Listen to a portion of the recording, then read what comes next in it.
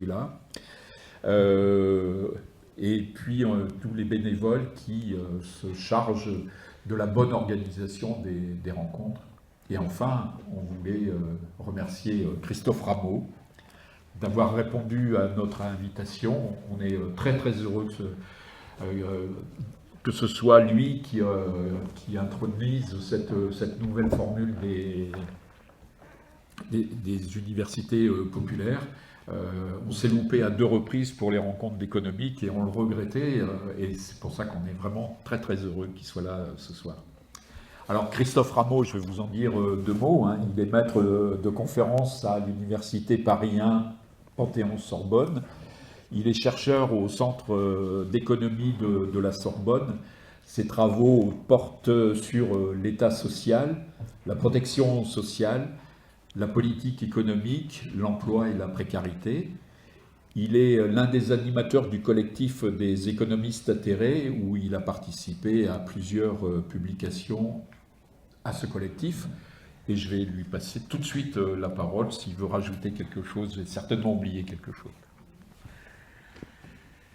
Ben écoutez, merci à vous. Merci vraiment, parce que c'est la première soirée de présentation là, du nouveau bouquin que je sors. Ouais. Voilà, il est tout frais, donc voilà, c'est la première. Et donc je suis très content que ça se tienne dans cet endroit. Je ne connaissais pas, j'ai plein de défauts, celui d'être économiste bien sûr, mais en plus de ça, je ne connaissais pas le théâtre Toursky.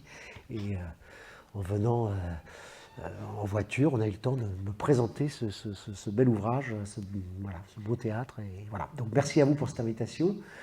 Donc, une petite demi-heure, une demi-heure, Ouais, c'est ouais. bon. Hein. Je mets quand même pour éviter de... Parce que vous me connaissez ouais. mal, là, mais vous avez intérêt à bien vérifier le chrono. Donc voilà, l'idée du livre, c'est l'idée suivante. C'est l'idée que, comment dire, l'idée que le capitalisme libéral est un système injuste, qui fonctionne pas, voilà, je dirais que cette idée est finalement assez répandue. Il y a plein d'études qui montrent que, notamment en France, mais c'est valable ailleurs, les gens ne sont pas satisfaits de la façon dont tourne l'économie. Et on en a eu une nouvelle occasion avec le Covid, je ne vous fais pas un dessin, on a payé quand même très très cher la cure d'austérité particulièrement brutale qu'on a infligée à l'hôpital public en France, en particulier les 10 dernières années, au moins les 10 années précédant la crise du Covid. Voilà, donc voilà, l'idée c'est que, plus précisément, c'est de dire que l'une des raisons majeures pour laquelle il y a du désarroi, il y a de la désespérance, c'est l'idée suivante, c'est le fait que c'est le sentiment en fait que au niveau politique, dans nos sociétés, ce n'est pas le cas en Russie, mais dans nos sociétés démocratiques avec toute l'imperfection de la démocratie telle qu'elle existe, mais enfin, malgré tout, il y a un consensus finalement assez profond sur le fait qu'on doit vivre en démocratie et que c'est une bonne chose. Après, il y a des débats extrêmement vifs et légitimes sur le fait que la démocratie fonctionne mal, que Bolloré est en train de mettre la main sur les médias, que... Voilà, il y a des controverses sur le fait qu'il faudrait changer, passer à une 6e République. Il y a plein de controverses très fortes et tout à fait légitimes, bien sûr, sur le fonctionnement de la démocratie. Mais je dirais que plus personne aujourd'hui, quasiment, de l'extrême gauche à l'extrême droite, ne remet en cause, je dis quasiment, l'idée que le suffrage universel doit prévaloir. Ça n'a pas toujours été le cas. Pour gratouiller certains dans la salle, parce que j'aime bien quand il y a du débat, certains dans la salle sont bien placés pour savoir que parfois, il y avait une partie de la gauche qui pendant longtemps s'était prononcée pour la dictature du prolétariat, vous voyez ce que je veux dire, bon. Avec l'idée que la démocratie n'était que bourgeoise, et puis alors l'extrême droite, je ne vous en fais pas un grand dessin, le fascisme, etc. Et donc le point de départ de mon livre, c'est de dire que la raison pour laquelle on souffre, c'est le sentiment qu'il y a un domaine qui n'est quand même pas négligeable, qui est celui de l'économie, qui échappe justement à ce socle d'accord, qui échappe quelque part à la démocratie. Voilà. Le sentiment que finalement le pouvoir politique n'a plus la main. Alors s'il n'a plus la main, c'est parce qu'en partie il a décidé de ne plus avoir la main. Il a décidé de libéraliser la finance, il a décidé du libre-échange, qui fait qu'il s'est dessaisi quelque part de ces instruments de pouvoir. Et donc on a d'un côté un ordre politique où ce qui prévaut, c'est le principe une personne, une voix. Voilà, on ne compte que pour un dans l'isoloir, c'est quand même merveilleux, si je puis dire, qu'on soit riche ou pauvre, qu'on soit à bac plus 8 ou à bac moins 5, eh bien on ne compte que pour un. D'accord ? Je pense que c'est une très bonne chose, ce pari de l'égalité. Et dans le même temps, on a une économie qui, à l'évidence, sert prioritairement les intérêts d'une infime minorité.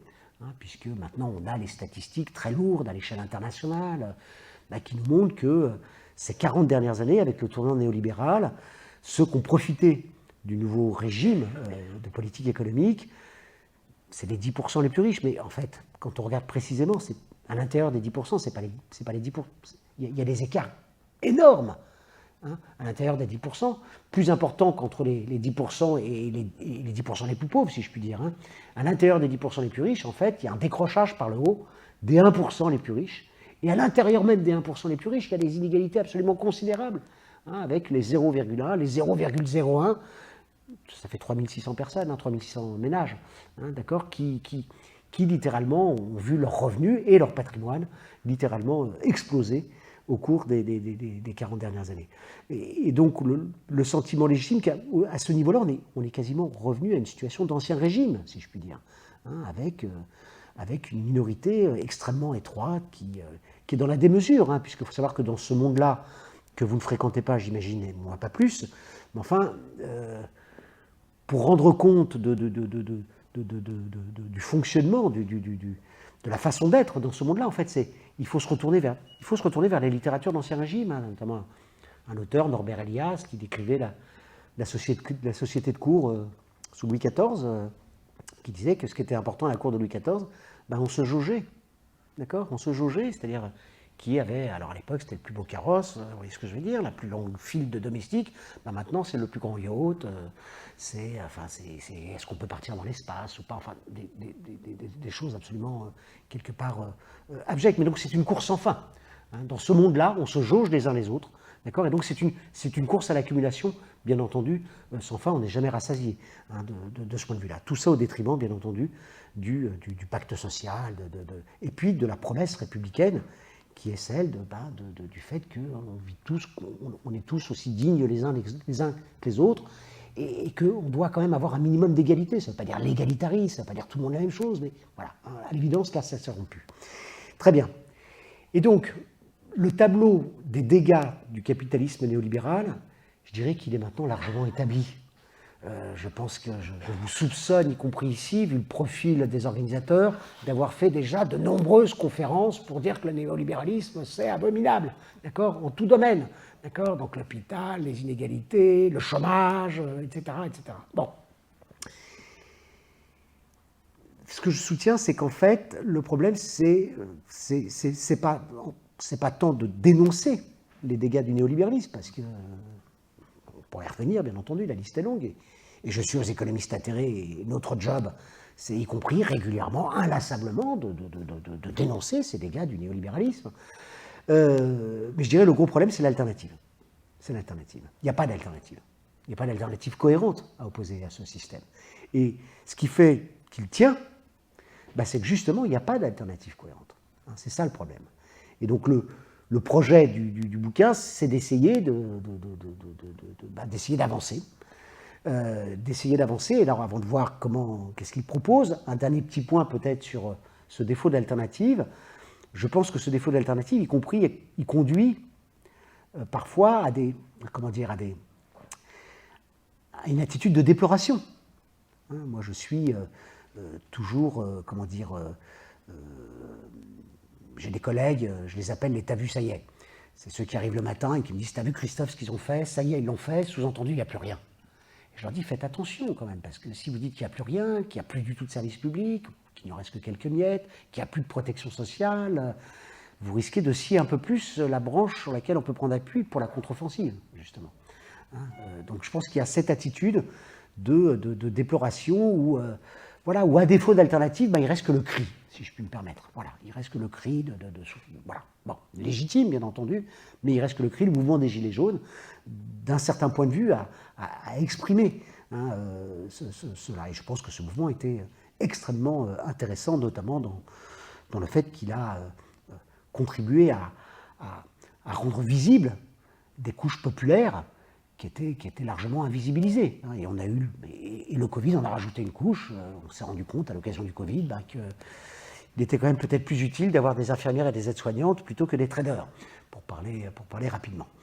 Bon, donc les premiers de corvée, etc., qu'on a vu, auxquels on a rendu hommage à juste titre, qui sont réapparus à ce moment-là, hein, dans nos sociétés. On l'oublie souvent, hein, il y a encore près de la moitié des gens qui travaillent qui sont soit ouvriers, soit employés. Voilà, hein, ça a un peu baissé depuis 75, oui, je remonte à loin. On était à 53, 54%, on est à 48 aujourd'hui. Il y a moins d'ouvriers, surtout d'ouvriers non qualifiés, parce qu'il y a eu plein de délocalisations. Mais il y a plus d'employés qui ne sont pas forcément mieux payés que les ouvriers. Mais enfin, voilà, les classes populaires, au sens strict du terme, ouvriers, employés, le salaire moyen d'un ouvrier et d'un employé, c'est à peu près similaire, eh bien, ça fait près de 50% de la population. Et quand on rajoute les professions intermédiaires, qui ne roulent pas sur l'or, les professions intermédiaires, c'est les infirmières, c'est les professeurs des écoles, ben on arrive à 75%. Hein, les cadres, ça a beaucoup augmenté, ça a plus que doublé depuis 75%. Mais enfin, c'est qu'à peine 20% de la population, et dans les cadres, on met tous les enseignants, y compris du secondaire. Hein, donc, vous voyez ce que je veux dire, il y a cadre et cadre. Bon, très bien. Alors, quelle alternative? Quelle alternative? Là, ce que je voilà, c'est l'alternative, quelque part, elle est dans le titre du livre, pour une économie républicaine. L'idée, c'est de rapprocher ces deux continents, l'économie, la République, ce qu'on ne fait jamais, ce qu'on fait, bon, du moins rarement. Et comment dire, ça fait longtemps que je travaille sur les sujets sur lesquels je travaille. J'avais sorti un précédent bouquin il y a 10 ans qui s'appelait l'État social. Et en fait, que ce bouquin-là finalement prolonge, actualise, puis bon, j'espère renouvelle sur pas mal de domaines. Mais il y a 10 ans, je n'avais pas franchi le pas. Je n'avais pas franchi le pas, je n'avais pas fait le... Il y a une formule de Marx que j'aime beaucoup, qui est Icrodus hic salta.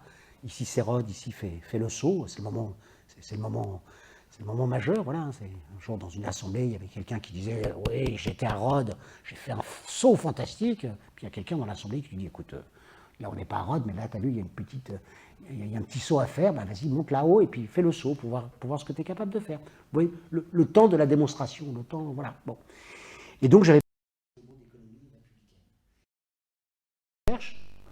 Vous faites économie républicaine, ben, étonnamment, il n'y a rien. Il n'y a rien qui sort.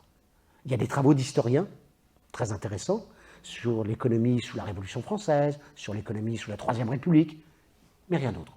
L'idée de rapprocher les deux continents du politique et de l'économie, c'est pas fait. Et donc le point de vue que je soutiens, c'est que ça vaut le coup de le faire. Alors je m'explique. En quoi ça peut être le creuset d'une alternative? La démocratie, elle a deux volets. C'est-à-dire, pour penser l'économie républicaine, en fait, il faut partir de la démocratie elle-même. Et là, il y a un auteur que je trouve très radical, sur le fond, bien qu'on lui reproche parfois d'être un auteur suranné, pas assez radical, voire réactionnaire. Je le trouve très radical pour ma part, c'est un philosophe toujours vivant qui s'appelle Marcel Gauchet, qui est un des grands penseurs de la démocratie.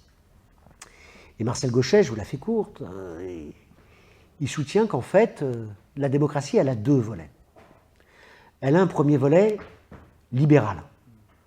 Pour vivre en démocratie, il faut avoir la liberté de penser, de s'associer, de se réunir, de faire des réunions comme ce soir, vous voyez ce que je veux dire, très bien, bon, de contracter, y compris les uns avec les autres, ok. Mais la démocratie, elle a un volet qui n'est pas libéral. Elle a un volet proprement républicain.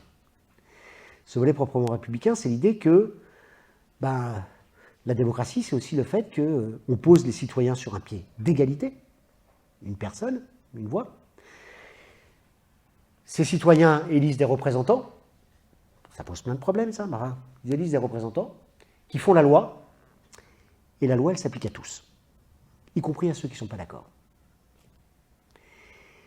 Historiquement, il faut savoir que les partisans du libéralisme politique, Tocqueville, Benjamin Constant, etc., on pourrait allonger la liste, étaient très circonspects sur ce second volet. Ben oui, sur le thème, mais attendez, si ceux qui font la loi, si ceux qui sont issus du suffrage universel peuvent voter des lois qui s'appliquent à tous, ça va jouer contre les libertés de chacun. C'est la tyrannie de la majorité. Et donc Tocqueville, Benjamin Constant, le moins qu'on puisse dire, c'est qu'ils étaient très circonspects, le mot est faible, sur le suffrage universel. Le suffrage universel, c'est le pôle républicain, c'est le pôle de l'État, c'est le pôle de l'intérêt général. Voilà. C'est l'idée que, en société, si du moins on n'est ni libéral, ni libertaire, je sais que peut-être ce soir il y a des libertaires et donc des fois que ça s'endorme un peu, il faut que ça se réveille. Si on est libéral ni libertaire, il y a l'idée que le tout n'est pas réductible au jeu des partis. Voilà, on n'est pas que des individus. On est peut-être dans des sociétés d'individus, mais dans le mot société d'individus, le mot société pèse de tout son poids. Voilà. Il y a une part de l'intérêt général, bien entendu, qui résulte du jeu des intérêts particuliers, bien sûr. D'ailleurs, d'où la justification, quelque part, du pôle libéral de la démocratie, puis dans l'économie, du pôle du marché, de la concurrence. Moi, je ne suis pas pour supprimer le marché, la concurrence. Quand on a essayé de faire ça au XXe siècle, ça conduit à des catastrophes. Non. Je pense que le marché, la concurrence, ça a du bon, bien sûr. Donc il y a un pôle libéral qui est précieux, mais il y a un pôle individuel qui est précieux. Mais l'intérêt général n'est pas réductible au jeu des intérêts particuliers. Il demande à être pris en charge. Voilà. Il demande à être pris en charge en tant que tel. Et ça met en jeu donc le pôle à n'importe quelle échelle. C'est valable à l'échelle d'une association. Généralement, il y a un bureau de l'association. Même à la Fédération anarchiste, si je ne m'abuse, il doit y avoir un bureau national. Dans n'importe quel syndicat, même les plus contestataires, il y a un bureau national qui a du job à faire. Il prend en charge la part du tout qui n'est pas réductible au jeu des partis. Bon. Et c'est valable, a fortiori, en société. C'est le rôle de l'État de prendre ça en charge. Donc voilà la démocratie. Eh bien, ce que je soutiens, c'est que l'économie, il faut la penser exactement de la même façon. Voilà. C'est que dans l'économie, il y a un pôle privé, qui peut prendre d'ailleurs une forme qui n'est pas forcément capitaliste. C'est le pôle de l'économie sociale. Le pôle de l'économie sociale, ce qu'on appelle les communs, il y a une petite mode des communs ces derniers temps, qui est, de mon point de vue, en partie bienvenue. Je dis bien en partie parce qu'il faut faire attention au nom des communs de ne pas écraser les services publics. Donc le pôle de l'économie sociale et solidaire, les associations, tout ça c'est très bien, c'est privé.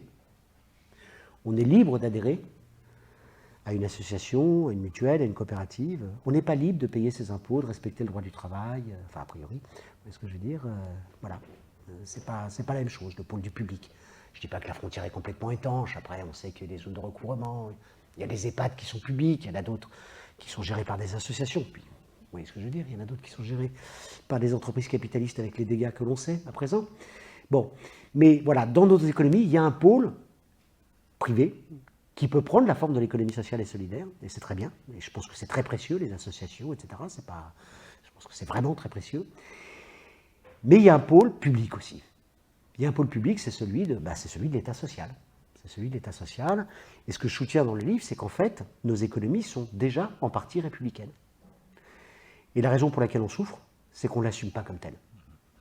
On ne l'assume pas comme telle. Et déjà, ce qui est très étonnant, c'est qu'on ne nomme pas ce pôle proprement public, républicain de l'économie. On a du mal à le nommer. L'État social, par exemple, il faut savoir, quand vous tapez État social sur un moteur de recherche, vous avez plein de travaux de recherche extrêmement intéressants. Mais enfin, la plupart du temps, c'est des travaux qui portent sur la protection sociale seulement. Un volet très important, bien sûr, mais finalement qui n'est qu'un volet, qui tend à conforter dans les têtes l'idée selon laquelle nous vivons dans des économies de marché, ou dans des économies capitalistes. Eh bien moi, ce que je soutiens, c'est que nous vivons dans des économies avec du marché, avec du capital, et le capital domine à bien des égards, bien sûr, il ne faut pas être naïf, mais nous ne vivons pas dans des économies monocapitalistes. Il y a des sphères entières d'activité, dès aujourd'hui, qui échappent au capital, et qui sont colossales en fait. Qui sont colossales, donc c'est ce que j'appelle l'État social. Donc l'État social, c'est quoi? La protection sociale. Il faut savoir que le budget global de la protection sociale, c'est plus de 700 milliards. Le PIB, c'est 2300 milliards. Vous voyez l'importance de l'affaire. Avec comme premier principal, enfin comme plus gros volet, les retraites. 320 milliards. Et pour l'essentiel, ce pôle-là Je dis pour l'essentiel, puisqu'en partie, il y a des dépenses de santé qui servent à payer l'industrie pharmaceutique, les médecins libéraux, etc. Pour l'essentiel, le pôle de la protection sociale, il échappe au capital. Voilà. On a des pans entiers de nos économies, notamment la protection sociale, qui échappent au capital. Il y a les services publics. Les services publics, c'est quand même aujourd'hui encore, c'est 20% des emplois, c'est 1/5 de la production à peu près, hein, pour 1/5 de la valeur ajoutée, 1/5 des emplois, c'est pas rien. Alors vous allez me dire, il y a eu le néolibéralisme, etc. Oui, mais en fait, le néolibéralisme, quand on regarde de près, ce qu'il a réussi à faire, c'est des privatisations d'entreprises publiques. Mais entreprises publiques, ce n'est pas les services publics non marchands. Hein, les entreprises publiques, ce qui reste encore comme entreprise publique aujourd'hui, suite aux privatisations massives qui ont lieu, c'est 3 principalement, la SNCF, EDF, la Poste, hein, où l'État est majoritaire. Il y a eu, mais autre-temps, il y a eu des privatisations massives, notamment à partir de 86. Donc là, il y a eu une remise en cause radicale de l'État social sur les entreprises publiques. Mais sur les services publics non marchands, il y a eu de l'austérité, bien sûr. Il y a eu de l'austérité. La part des services publics non marchands dans l'économie, elle n'a pas bougé depuis 40 ans, pour aller vite. La part des salaires versés aux fonctionnaires, c'est 12% du PIB, ça n'a pas bougé depuis 40 ans. D'accord ? Ça veut dire quoi, ça n'a pas bougé ? Ça veut dire que ça aurait dû augmenter. Pourquoi ça aurait dû augmenter ? Parce que normalement, plus une société s'enrichit, et plus elle se doit de consacrer de l'argent pour la santé et pour l'éducation, qui sont des domaines d'excellence des services publics. Donc le fait qu'il n'y ait pas eu d'augmentation, ça montre bien qu'il y a eu de l'austérité. Et à la fois, attention, les services publics n'ont pas complètement disparu non plus. Attention à un discours catastrophiste qui laisse entendre que le néolibéralisme a tout emporté, qu'il ne reste plus rien qu'un État policier ou je ne sais quoi. Je ne suis pas d'accord avec ce discours catastrophiste qui, à mon avis, démobilise les ressources sur lesquelles on peut prendre appui pour organiser la contre-offensive. Je pense qu'il faut tenir la ligne de crête, c'est pas facile. Entre à la fois saisir à quel point le néolibéralisme a remis en cause, je vais revenir à l'État social, bien sûr, et à la fois il n'a pas réussi à tout emporter néanmoins. Voilà, je pense qu'il faut tenir cette ligne de crête. Donc deuxième pilier de l'État social, les services publics. Troisième pilier, le droit du travail. Le droit du travail qui lui aussi a été remis en cause. Mais attention, il faut savoir qu'en 1945, il y avait encore 40% des gens qui travaillaient qui n'étaient pas salariés. Et quand vous n'êtes pas salarié, le droit du travail, ça n'existe pas pour vous. D'accord ? Bon. Et donc, sur une longue période, ce à quoi on a assisté, c'est un déclin. Vous voyez la disparition de nombreux agriculteurs, commerçants, artisans. On a un déclin très très important des indépendants, d'accord, qui ne sont pas couverts par le droit du travail. Déclin qui se stoppe à partir des années 2010. Pourquoi ? Parce qu'il y a toujours des agriculteurs qui disparaissent malheureusement, mais c'est remplacé par les nouvelles formes de travail indépendant, vous voyez ce que je veux dire, les travailleurs des plateformes qui sont surexploités, mais qui nous donnent à voir quelque chose d'important, qui est que le salariat, finalement, il s'est avéré à l'épreuve que, contrairement à ce que pensait Marx au XIXe siècle, et je rassure, pour ne pas être complètement cabossé quand je ressortirai de cette salle, que je suis marxiste, je reste un économiste marxiste, on n'est plus très nombreux à considérer que le capital, il se définit d'abord par un mode d'exploitation particulier, qui est le salariat. D'accord ? Donc, vous voyez ce que je veux dire. Donc, le cœur de l'analyse de Marx, je la prends pour moi, si je puis dire, pour aller vite. D'accord ? Mais ceci étant, le salariat, simultanément, il a été porteur d'un statut. Il inscrit les gens dans un statut, dans un collectif de travail. Il est synonyme de déprolétarisation. Il est synonyme d'émancipation. Et comment dire, il y a un auteur que vous pourriez inviter qui s'appelle Christophe Dejour, pas Christophe Dejour, excusez-moi, j'ai oublié son nom là. Je vais le retrouver. C'est pas Dejour, justement, on en parlait tout à l'heure, c'est pour ça que ça me revient. Qui a sorti un très beau livre qui s'appelle l'institution du travail. D'accord ? L'institution du travail, le nom va me revenir, j'espère, qui montre à quel point, et lui il est d'une filiation marxiste, à quel point le salariat est synonyme d'émancipation aussi. D'accord ? Ça n'enlève rien au fait qu'il y a toujours de l'exploitation, mais il est aussi synonyme d'émancipation.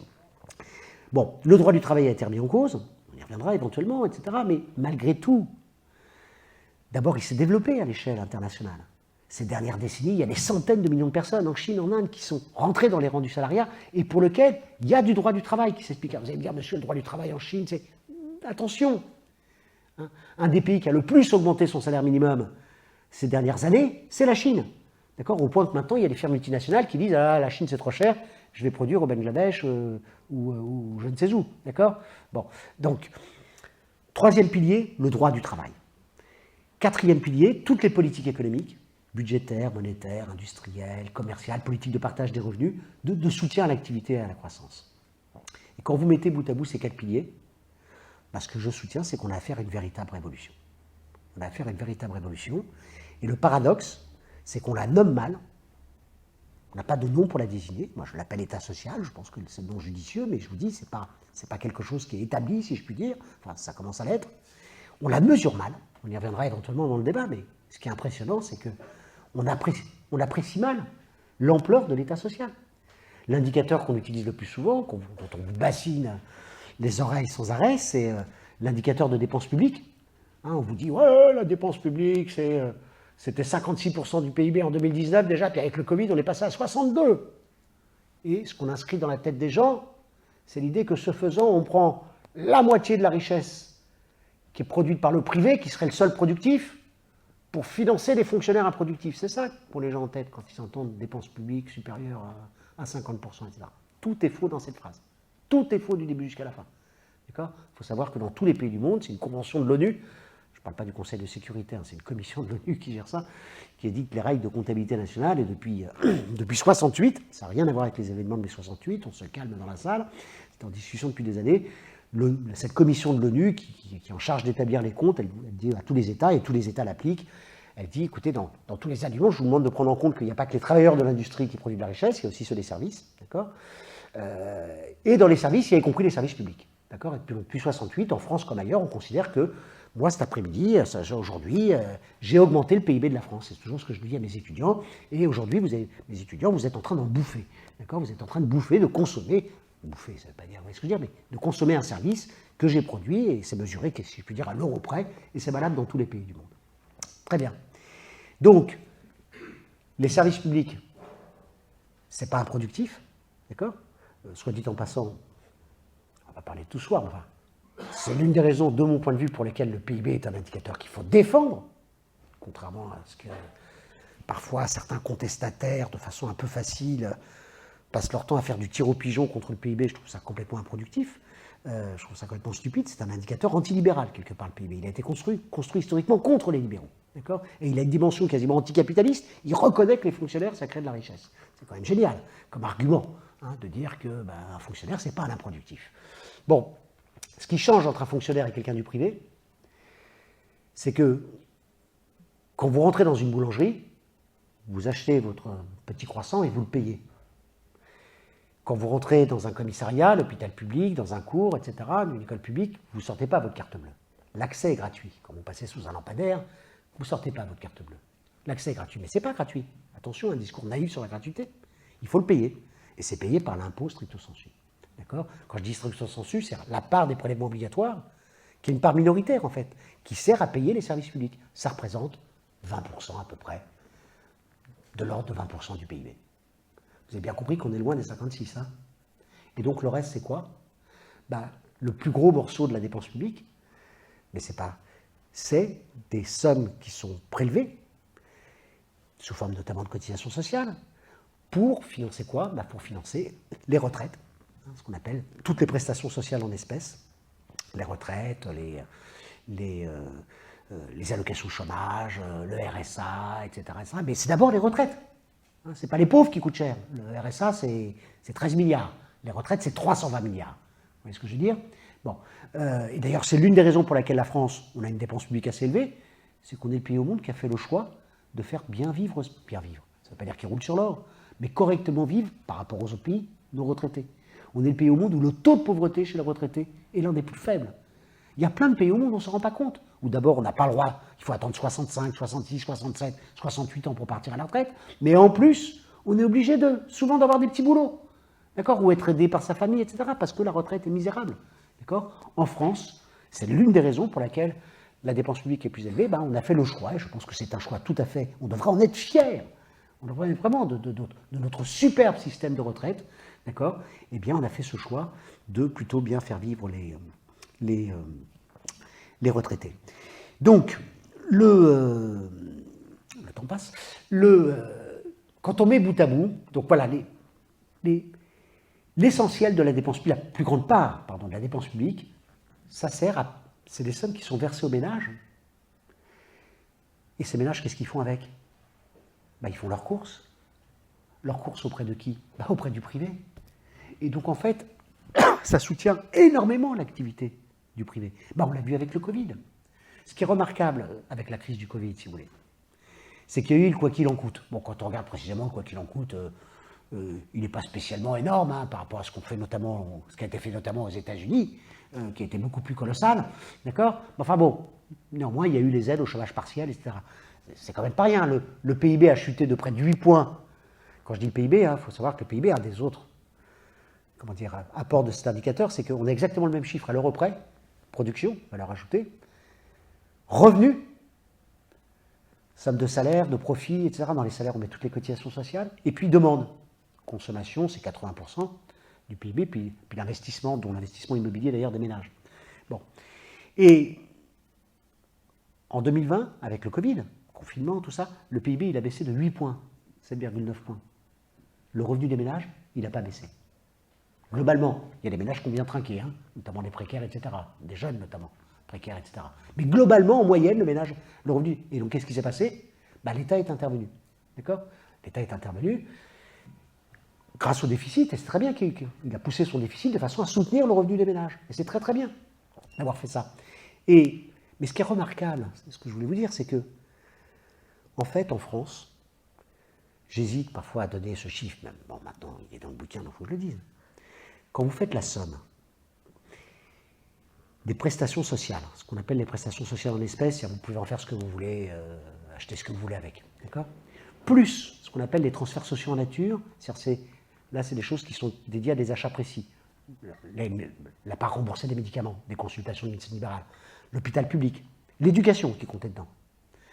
Quand vous faites la somme de tout ça, c'est supérieur à la somme des salaires nets que reçoivent tous les gens qui sont salariés. 90% des gens qui travaillent en France sont salariés. Hein. D'accord? Les indépendants, c'est 10%. Et même depuis la crise de 2008, même quand on rajoute tout le revenu des travailleurs indépendants au salaire, prestations et transferts sociaux est supérieure. Vous comprenez pourquoi j'hésite à le dire? C'est parce qu'il y a des libéraux, vous allez voir dans quelques semaines, qui vont dire oh, il est obèse l'État social là, regardez ce que dit Rameau, regardez son graphique là, c'est hallucinant ce truc-là, ça ne va pas la tête. Moi je dis que c'est très utile. Nous vivons dans des économies mixtes. Voilà. Et on ne l'assume pas comme tel. Avec un pôle privé, avec un pôle public. Et la raison pour laquelle on souffre, à mon avis, c'est qu'on ne l'assume pas comme tel. D'ailleurs, la preuve, notamment, on n'arrête pas d'agiter cette histoire de la dépense publique. D'accord? On agite, on y reviendra éventuellement dans le débat, de façon totalement impropre, les questions de déficit et de dette publique, alors que, regardez ce qui s'est passé en 2020. Le PIB s'effondre. Donc le revenu, et donc, si l'État n'était pas intervenu, qu'est-ce qui serait pas... Là, le PIB s'est effondré. Très bien. L'État a pris le relais pour soutenir le revenu des ménages. Les ménages, ils ne pouvaient pas consommer, surtout les plus riches d'entre eux, ils ne pouvaient pas aller au restaurant, au théâtre, sauf ici où il y a des couches populaires, j'espère qu'ils viennent. Mais vous voyez ce que je veux dire? Les riches ne pouvaient plus. Donc les riches ont beaucoup épargné. Mais qu'est-ce qui s'est passé? En fait, le système se boucle. Hein. Le revenu des ménages ne s'est pas effondré, l'épargne a explosé, d'accord, de l'ordre de 150 milliards, 170 milliards sur 2020-2021. Eh ben, le déficit public a augmenté du même montant. Si on n'avait pas fait le déficit public, le revenu des ménages se serait littéralement effondré, l'économie se serait effondrée, il y a plein d'entreprises qui auraient fait faillite, le PIB ne serait pas effondré de 7 points, mais il serait, vous voyez ce que je veux dire? Et donc, et d'ailleurs, le déficit, malgré tout, se serait, à mon avis, creusé à défaut de recettes, d'accord? Mais voilà, donc on a une agitation autour des déficits de la dette. Si vous voulez, par exemple, ce qu'a fait le gouvernement, là, c'est très clair ce qu'il a fait. Il a fait porter aux organismes de protection sociale une partie du déficit lié à la crise du Covid. Et donc, qu'est-ce qu'il va dire? Regardez, ça commence là, avec la présidentielle. Ah, il y a la dette. Cure d'austérité. D'accord?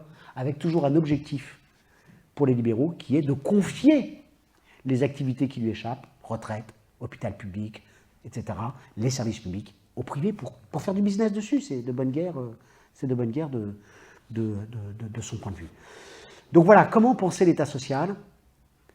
Ce que je soutiens, c'est qu'en fait, il faut le penser en partant de la même prémisse qu'on pense le pôle républicain de la démocratie.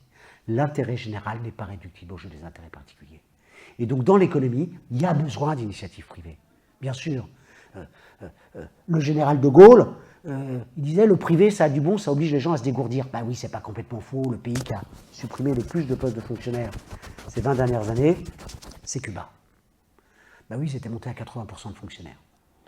Et ils se sont dit, il y a quelques années, que les coiffeurs fonctionnaires, les agriculteurs fonctionnaires, ça ne le faisait pas. D'accord? Voilà. Donc le marché, la concurrence, ça a du bon. Mais il y a des choses, alors je vais revenir après rapidement sur le fait qu'il faut quand même s'interroger sur comment fonctionne le privé. Mais dans tous les cas, il y a une part de l'intérêt général qui n'est pas réductible au jeu des intérêts particuliers. Il y a des choses que le capitalisme libéral ne peut pas prendre en charge. Le plein emploi. Cette aberration quand même, qui est qu'on a d'immenses besoins insatisfaits en matière de santé, on l'a vu avec la crise du Covid, en matière de logement, en matière de culture, en matière de manger mieux, etc.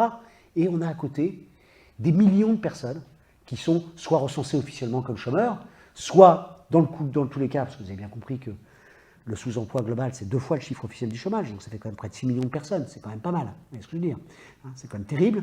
On a des gens qui voudraient bien travailler pour pouvoir satisfaire des besoins, mais on a un système qui est incapable de rapprocher les deux. Donc le plein emploi, la stabilité financière, maintenant on le sait. Plus la finance est libéralisée, contrairement à ce que nous disent les libéraux, et plus ça conduit à des alternances de bulles et de cracks, à des catastrophes. La satisfaction d'une série de besoins sociaux, protection sociale, services publics, etc., il y a besoin d'intervention publique. Voilà. Qui peut prendre plein de formes, après on peut discuter sur... Voilà. Bon. Donc si vous voulez, le point de vue que je soutiens, c'est qu'au cours des 40 dernières années, on a changé de régime. Le néolibéralisme s'est déployé. L'objectif du néolibéralisme, c'est quoi? C'est de remettre en cause les 4 piliers de l'État social. Comme quoi ça vaut le coup de raisonner comme ça. Tentative de privatisation de la protection sociale, privatisation des services publics, démantèlement du droit du travail et remise en cause, réorientation des politiques économiques dans un sens libéral. Le néolibéralisme a été appliqué. Il a déstabilisé ces 4 piliers. Mais attention, là où il a réellement réussi à changer la donne, à remporter la mise, c'est sur certains volets de la politique économique. Je dis toujours, il y a 5 volets du néolibéralisme. La finance libéralisée. Là, ça a été un changement radical par rapport à ce qu'on faisait durant les 30 Glorieuses. Ça marchait plutôt pas mal. On faisait de la répression financière.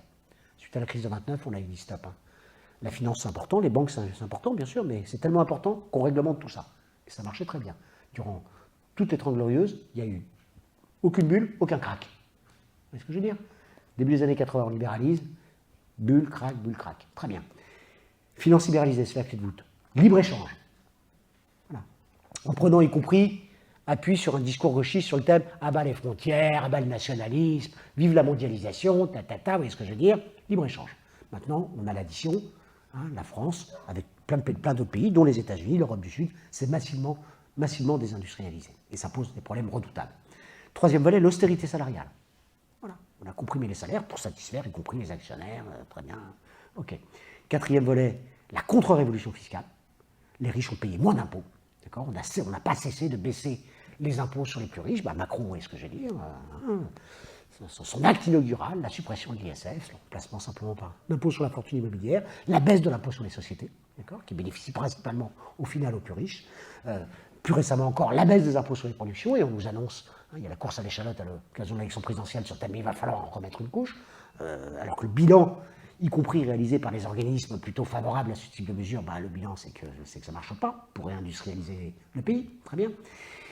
Et puis cinquième volet, la privatisation des entreprises publiques.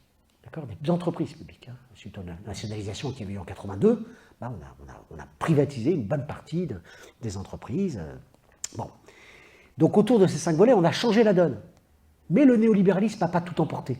C'est ça que j'essaye de soutenir. D'accord ? Il n'a pas tout emporté. Nous vivons encore dans des économies mixtes. Malgré le néolibéralisme, par exemple, la part des revenus sociaux que je vous parlais tout à l'heure, elle a augmenté ces 40 dernières années. D'accord, hein, la part des revenus sociaux, c'est des revenus socialisés, à travers les prestations sociales, les transferts sociaux en nature, etc. Elle a malgré tout augmenté ces 40 dernières années. D'ailleurs, moi, je serais pour en partie en réduire une partie. Hein. Moi, je suis pour une société où il y a le plein emploi, je pense que c'est possible. Ben, ça serait bien une société où il n'y aurait plus besoin de verser d'allocation chômage. Oui, parce qu'il n'y aurait plus de chômeurs. Oui, bien sûr, je suis pour. Tant qu'il y a du chômage, par contre, je suis pour les traiter dignement, d'accord, et arrêter de faire des économies absolument effroyables sur leur dos, comme le gouvernement l'a fait là, avec les 2 milliards là, de la réforme de l'assurance chômage. Bon, mais voilà. Donc, le néolibéralisme n'a pas tout emporté, et donc je termine sur un point, mais on verra dans le débat, hein, je pense qu'il faut, sur cette base-là, j'évoque 4 grands chantiers. L'écologie, dont je n'ai pas eu le temps de parler là jusqu'à présent, mais qui est bien entendu la nouvelle frontière. Hein, si vous voulez, pendant un siècle et demi, un peu plus d'un siècle et demi, le débat c'était entre ceux qui croyaient au socialisme et au communisme et ceux qui n'y croyaient pas. C'était ça le débat central en fait. Pas simplement en France, ailleurs. Il y avait d'un côté ceux qui croyaient au socialisme, au communisme, peu importe les termes qu'on utilise, de l'autre côté ceux qui n'y croyaient pas. D'accord ? Quelque part, ça s'est terminé en 1989. Ça ne veut pas dire que ça ne vaut pas le coup de se revendiquer toujours du socialisme et du communisme. On se calme, au fond, je vois que ça s'agite, qu'on commence à... Mais, un point là-dessus. Je pense, dans le bouquin, un paragraphe entier là-dessus, je pense qu'il est très important de tirer le bilan de l'échec du socialisme. C'est très important. Et le bilan que moi je tire, c'est quoi? C'est que le projet de Marx et des socialistes, puisque ce n'est pas Marx qui invente le terme de socialisme et de communisme, c'était le projet suivant. C'était l'idée, on va prendre appui sur les travailleurs associés dans les entreprises, à la fabrique, tout ça. On va prendre appui sur la coopération des travailleurs, qui à un moment donné vont se rendre compte qu'il n'y a plus besoin de patron, on va les virer, d'accord? Et on va reconstruire la société sur cette base-là. Et l'horizon lointain, c'est qu'il n'y aura plus d'État, dépérissement de l'État. Marx rejoint ici les libertaires, il y aura une société sans État. Dépérissement de l'État, plus de pouvoir, voilà, l'administration des choses remplacera le gouvernement des hommes, formule qu'Engels reprend de Saint-Simon. D'accord? Bon. Eh bien, je pense que ce projet a échoué. Ce projet a échoué. Et pourquoi il a échoué? Parce qu'en fait, à l'évidence, il y a des trous noirs. Il y a des trous noirs dans la pensée de Marx. Quand je dis la pensée de Marx, une bonne partie de la pensée critique, socialiste, qui est celle justement de l'État, celle du pouvoir. Je pense que compte tenu de ce qui s'est passé au XXe siècle, vous avez bien compris que dans les pays de l'Est, l'État n'avait pas dépéri. Tout s'est passé comme si, à force de refouler une question, elle vous revenait à la figure tel un boomerang, de façon particulièrement violente. D'accord? Bon. Donc, à défaut d'avoir pensé la question du pouvoir, de la démocratie, on a construit des sociétés qui, à chaque fois, avec des histoires différentes, c'est ça qui est terrible, ont abouti à des horreurs. L'Albanie, la RDA, la Chine, le Mao, l'Union soviétique, etc., etc. Des horreurs à chaque fois. D'accord? Bon. Donc, il y a à l'évidence un défaut de conception. Et moi, de mon point de vue, le défaut de conception, c'est de dire que justement, on ne peut pas tout faire. Marx avait prévu d'écrire un livre entier sur l'État, un livre entier du Capital. Il ne l'a pas fait, il ne peut pas tout faire, à mon avis, d'accord? Il n'a même pas fait son premier brouillon, donc il n'y a rien. Bon. Et les bribes qu'il nous a laissées, c'est une pensée très pauvre, en fait, le dépérissement de l'État, etc.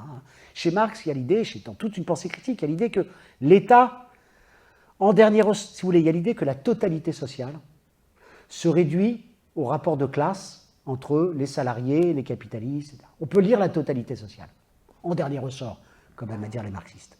Et donc l'État, en dernier ressort, c'est qu'un État capitaliste. La démocratie, en dernier ressort, c'est qu'une démocratie bourgeoise. C'est ça, le logiciel marxiste, si je puis dire.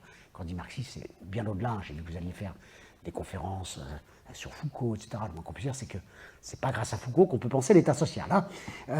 Foucault, qui est une pensée très, très intéressante par ailleurs. Mais il n'aime pas l'État, vous voyez ce que je veux dire? Il y a toute une tradition critique. Bon, moi, le point de vue que je soutiens, c'est qu'en fait, Marx s'est planté. Enfin, l'idée que, vous avez bien compris, qu'un siècle et demi plus tard, on n'assiste pas dans les entreprises à une poussée autogestionnaire. D'accord? Il y a des coopératives qui existent, c'est très bien, et je trouve ça vraiment super. Enfin, les coopératives, ça représente, si je ne m'abuse, 40 000 salariés, d'accord? C'est-à-dire c'est même ridiculement faible dans l'économie sociale et solidaire elle-même, d'accord? Dans l'économie sociale et solidaire, les gros morceaux, c'est des grosses associations, etc., où les salariés n'ont pas le pouvoir, hein. Les mutuelles, pareil, c'est pas les salariés qui ont le pouvoir, ce qui n'est pas forcément d'ailleurs infondé, c'est normal que ce ne soient pas les salariés du mutuel qui puissent faire ce qu'ils veulent, du fric des mutualistes et compagnie. Officiellement, c'est les mutualistes qui ont le pouvoir, même si le taux de participation est pour le moins très faible, comme quoi... Vous voyez ce que je veux dire? Qui dit démocratie participative, etc., ne dit pas forcément plus de participation réellement que la démocratie représentative à l'ancienne qui a du bon, finalement. Donc, ce que je soutiens, c'est que voilà, il y a des trous noirs. Le trou noir, c'est le pouvoir, l'État, et qu'en fait, Marx, il avait une intuition qui était juste. Hein, c'est l'idée que le capitalisme lui-même, y compris... à partir de ces contradictions, il va développer des éléments qui vont le remettre en cause. Il voyait ça dans l'autogestion. Enfin, le terme autogestion, il n'utilisait pas, il n'était pas utilisé au 19e, mais peu importe, c'était la même idée. Là, il s'est planté. D'accord? Il s'est planté. En fait, là où le capitalisme est remis en cause, c'est par deux volets.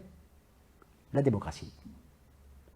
La démocratie, elle s'oppose fondamentalement, radicalement au capitalisme. La démocratie, c'est une personne, une voix. La logique du capital, c'est une action, une voix. Du point de vue du capital, il est tout à fait légitime que quelqu'un qui a 1 milliard d'actions pèse, ou 1 million d'actions, pèse 1 million de fois plus que quelqu'un qui a une action, sans parler de celui qui n'en a pas. D'accord? Bon. Donc on a des logiques antagoniques ici. Et puis le deuxième volet qui remet en cause le pouvoir du capital, la domination du capital, qui existe toujours, bien entendu, dans nos sociétés, c'est l'État social. L'État social, il n'a pas simplement une dimension non libérale, il a une dimension non capitaliste, anticapitaliste. Donc il y a déjà là, si vous voulez, de l'économie républicaine. Donc je reviens, le XXe siècle, c'était un siècle rouge. Tous les historiens s'accordent à dire que le XXe siècle, quelque part, il a commencé en 1917, la révolution russe, puis s'est terminé en 1989, si vous voulez. C'est ça qui a marqué le XXe siècle. Le XXIe siècle, c'est un siècle vert. Puis moi, ce que je dis, c'est que pour que ce siècle vert soit synonyme d'émancipation, de progrès, ben d'abord, il faut bien entendu pas oublier la dimension rouge, la dimension sociale, c'est très important, il faut la combiner, mais par ailleurs, il faut espérer que, autour du vert, on n'ait pas le même dogmatisme auquel on a eu droit pendant pas mal de temps quand même autour du rouge, si vous voyez ce que je veux dire. Je ne fais pas de grand dessin. Hein, et donc je pense que ça suppose, de mon point de vue, donc ce que je soutiens au livre, bon, là aussi c'est l'objet de débat, là aussi peut-être que ça va gratter, je ne sais pas si je vois, c'est que par exemple sur l'écologie, il y a deux grandes questions, notamment qui se posent. La décroissance. Est-ce que pour réduire les gaz à effet de serre, le principal enjeu écologique, il y en a d'autres, la biodiversité, etc., mais le principal enjeu écologique qui est le réchauffement climatique, donc on sait que il n'y a pas photo, il faut se passer des énergies fossiles. Comment on fait? Première, ce que soutiennent certaines, c'est la décroissance. Alors moi, je suis toujours pour partir du principe que les adversaires, quels qu'ils soient, ça vaut y compris avec les libéraux avec lesquels je me coltine régulièrement, ils portent une part de vérité. Il faut toujours partir d'eux. Je pense que c'est un beau principe dans le débat, pour valoriser la démocratie. Quelque part, ils peuvent porter à leur façon une part de vérité. Et les décroissants, bien entendu, portent une part de vérité. Bien sûr qu'il faut faire décroître ces consommations ostentatoires, bien sûr qu'il faut enlever du crâne des jeunes l'idée qu'on se grandit à changer de basket tous les 15 jours, etc., le consumérisme, etc., bien sûr. Donc il y a une part très importante de vérité. Ceci étant dit, comme projet global, je ne suis pas d'accord. Je ne suis pas d'accord parce que je présente des calculs simples dans le bouquin où je montre que, voilà, ce que je vous disais tout à l'heure, le PIB, c'est la même somme, production, revenus.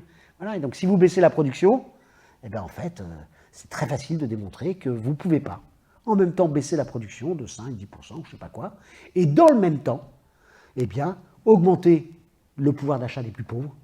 Et il y a 30% des gens en France aujourd'hui qui vivent par tête avec moins de 1 300 €, d'accord?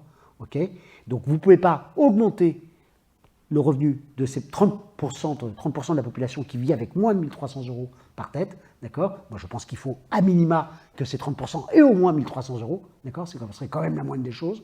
Et dans le même temps, augmenter, dans les 30% les plus pauvres, vous n'avez pas les infirmières. Hein. Les infirmières, ça ne fait pas partie des 30% les plus pauvres, il ne faut pas exagérer.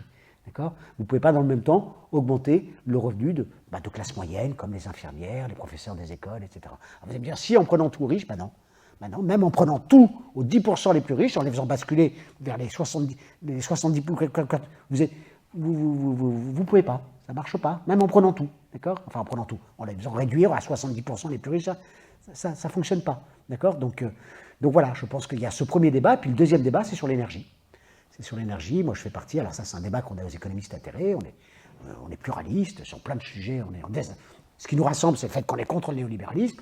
Après, c'est normal, sur l'alternative, il y a plein de débats. Donc moi, je fais partie des économistes atterrés qui considèrent que, les ENR, c'est très important, c'est très bien, a fortiori dans plein de pays au monde. Il y a plein de pays au monde, de toute façon, qui ne peuvent pas accéder au nucléaire, pour des raisons de sécurité évidentes ou techniques, bon bref. Mais qu'en France, on a un atout maître avec le nucléaire. C'est une énergie non carbonée, etc. Et je pense que là, voilà, l'expérience allemande, il faut savoir que l'Allemagne a dépensé 500 milliards pour développer les ENR ces dernières années. Résultat des courses, le kilowattheure allemand, il émet 8 fois plus de GES que le kilowattheure en France. Pourquoi? Parce que, voilà, quand il n'y a pas de vent et qu'il n'y a pas de soleil, vous avez besoin d'un complément. Il y a plus de 70 turbines à charbon qui tournent en Allemagne. L'Allemagne a prévu, à l'horizon 2038, de se passer du charbon, mais en remplaçant ça par du gaz. Vous voyez ce que je veux dire? Je ne fais pas un grand dessin. Alors le gaz, ça émet 2 fois moins de gaz à effet de serre que le charbon, enfin c'est que 2 fois moins. D'accord? Donc le bilan est calamiteux. Le bilan est calamiteux. Et c'est vrai aussi en matière de coût.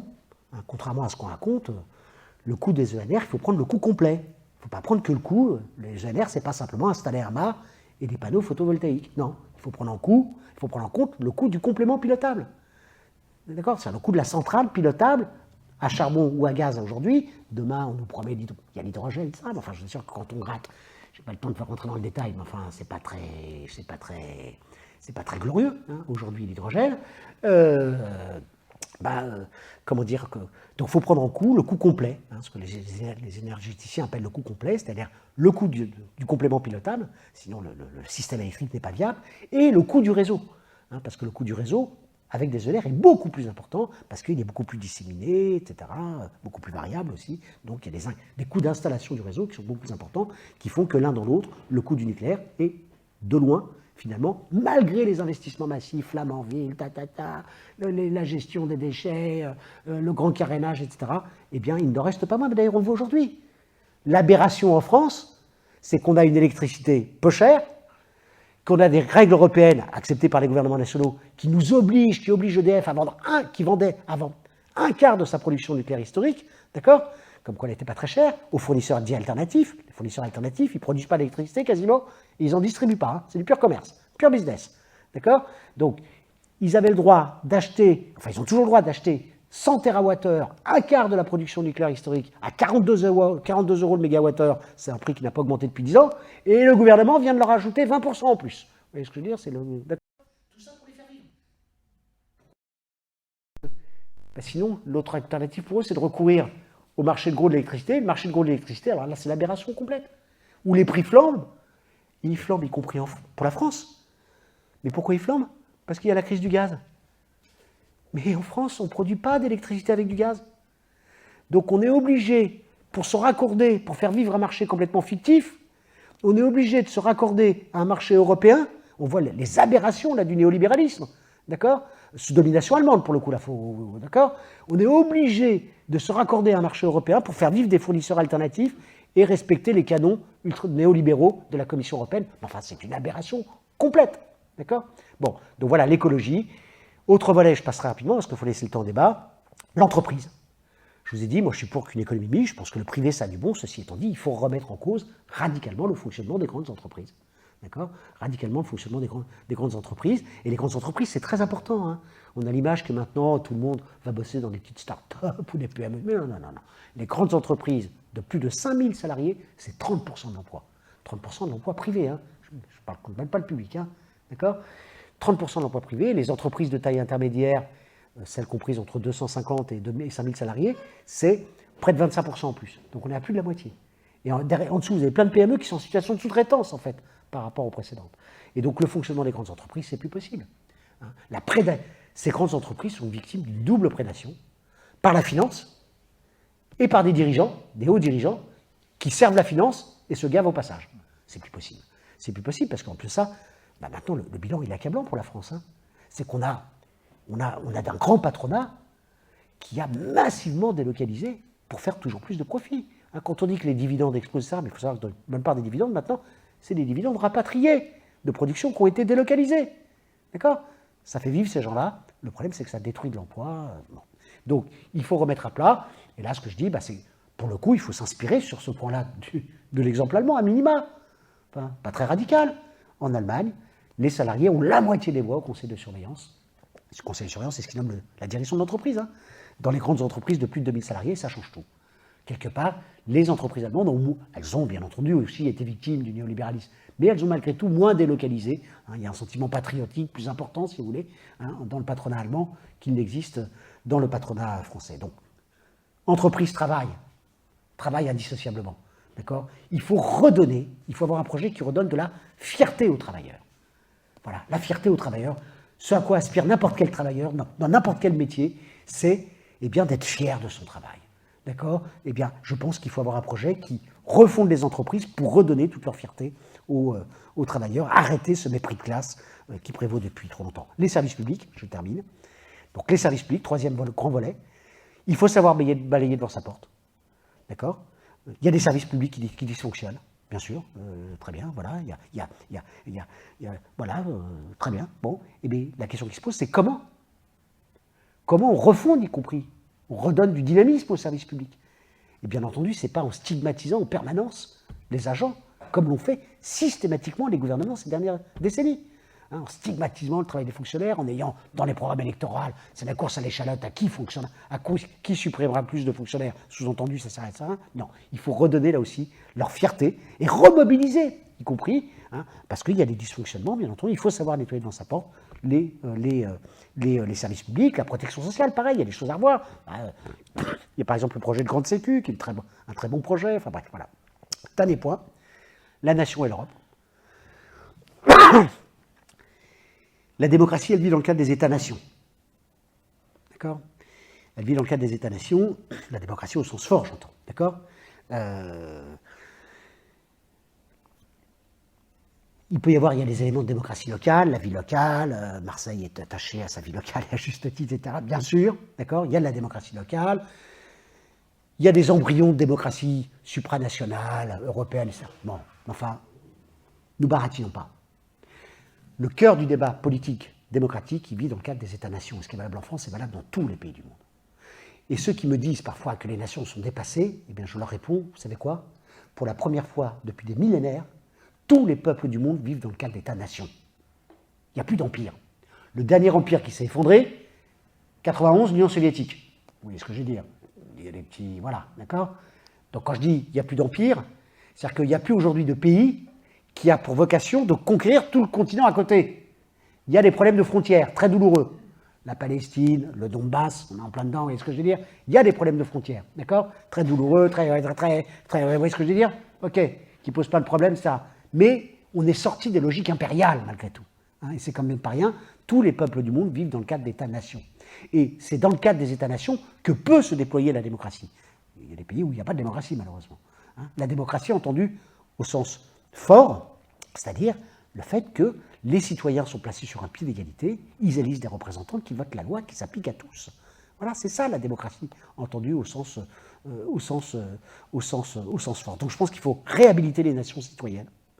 Voilà, je pense que là, il y a un enjeu majeur autour de ça. Ne surtout pas laisser à l'extrême droite le thème de la nation, du patriotisme, qui historiquement, en plus de ça, est un thème de gauche. D'accord ?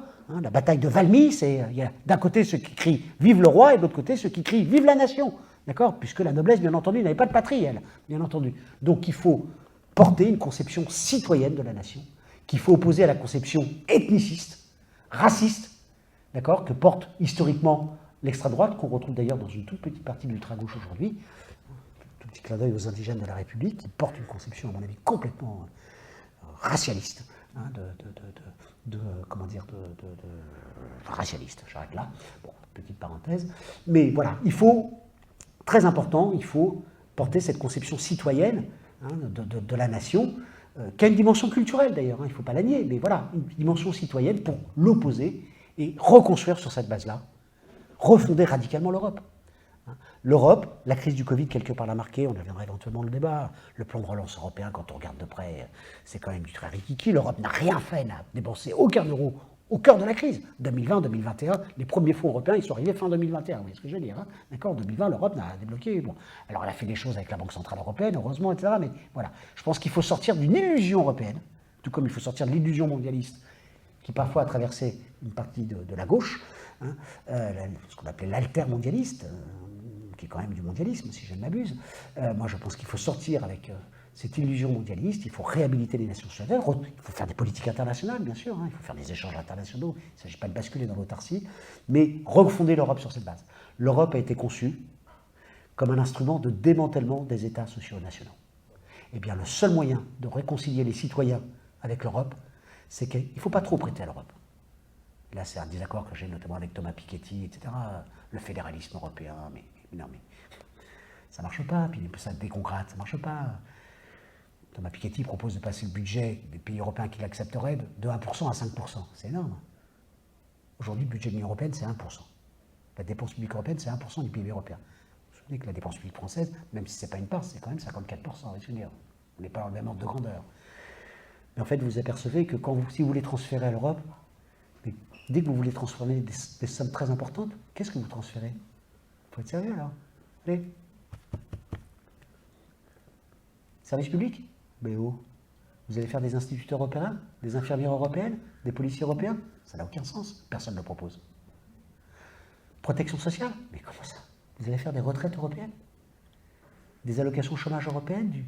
Personne ne le propose. Ça n'a pas de sens, puis personne n'en veut. Vous voyez ce que je veux dire? C'est normal que les pays puissent décider librement, est-ce qu'on augmente la retraite ou pas, papa, enfin, c'est des débats, vous voyez ce que je veux dire? C'est des débats qui ont lieu dans le cadre des États-nations. Donc en fait, quand on regarde de près, on ne voit pas quels sont les gros postes d'intervention publique qu'on peut transférer à l'échelle de l'Union européenne. D'ailleurs, Piketty, qu'est-ce qu'il propose? Il dit on va transférer 4% de PIB en plus à l'échelle de l'Union européenne, à l'échelle du mini-Europe. Il y aura 3 étages en plus. Il y aura l'Union européenne, la zone euro, puis une mini-Europe fédérale en plus. Vous voyez le mécano. Mais cette mini-Europe fédérale des pays qui le veulent bien, qu'est-ce qu'ils feront? Ils redonneront la moitié, 2% du PIB aux États qui en font ce qu'ils veulent. On ne voit pas l'intérêt de, vous voyez ce que je veux dire, basculer 50 milliards pour qu'il y ait 50 000. On ne voit pas. Donc voilà, je pense qu'il ne faut pas trop prêter à l'Europe. Il faut cesser de trop prêter à l'Europe. Il faut lui demander quelque chose. C'est qu'elle soit au service des États sociaux nationaux. Ça, c'est important. D'accord? Bon, après, il y a le débat sur l'euro, qui pose aussi plein de problèmes, que j'évoque aussi, mais je n'ai pas le temps de tout faire, d'autant que j'ai un président de séance complètement laxiste qui me laisse, il faut arrêter, là. Je pense. Hein, ouais, ouais. Et voilà. Je pense même qu'on peut l'applaudir.